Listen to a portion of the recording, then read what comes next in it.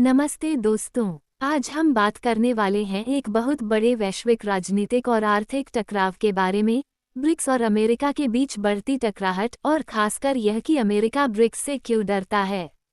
BRICS मूल रूप से ब्राजील, रूस, भारत, चीन और दक्षिण अफ्रीका का समूह है, जो बाद में और देशों को जोड़ चुका है।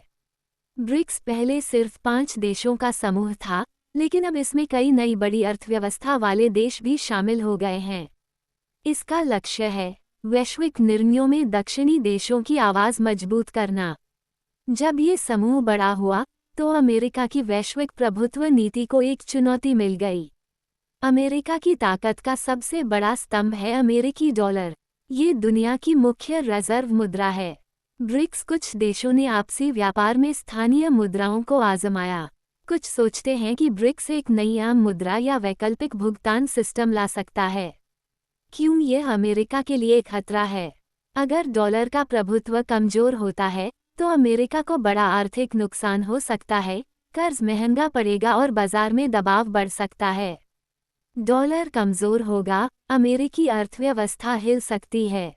अमेरिका ने ब्रिक्स से जुड़े देशों पर टैरिफ लगाने की धमकी दी है। ट्रंप प्रशासन ने कहा कि अगर ब्रिक्स डॉलर को चुनौती देगा तो उसे भारी शुल्क भुगतना पड़ेगा।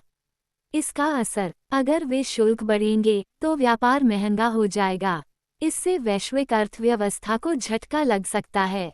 ये ट्रेड वॉर नहीं, दुनिया की आर्थिक नीति का नया युद्ध है।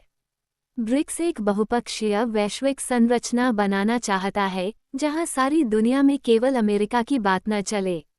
इससे अमेरिकी दबदबे वाली संस्थाएं जैसे IMF और वर्ल्ड बैंक पर भी कचोट हो सकती है। इसी वजह से अमेरिका इसे चुनौती मानता है। एक नया विश्व क्रम बन रहा है, बहुपक्षीय, साझा और लोकतांत्रिक, और अमेरिका इसे पसंद नहीं करता। जब अमेरिका दबाव बनाता है, कई देशों को चुनाव करना पड़ता है, पश्चिम के साथ रहना या ब्रिक्स के साथ। इससे भारत, ब्राज़ील और UAE जैसे देशों को संतुलन नीति अपनानी पड़ती है, न पूरी तरह अमेरिका के साथ, न पूरा ब्रिक्स के साथ। वैश्विक शक्ति संतुलन बदल रहा है और यह अमेरिका की नीति को मुश्किल बना रहा है।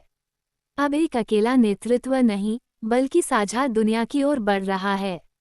तो दोस्तों, अमेरिका ब्रिक्स से सिर्फ इसलिए डरता है क्योंकि ब्रिक्स उसकी आर्थिक ताकत, मुद्रा प्रभुत्व और वैश्विक नेतृत्व को चुनौती दे रहा है।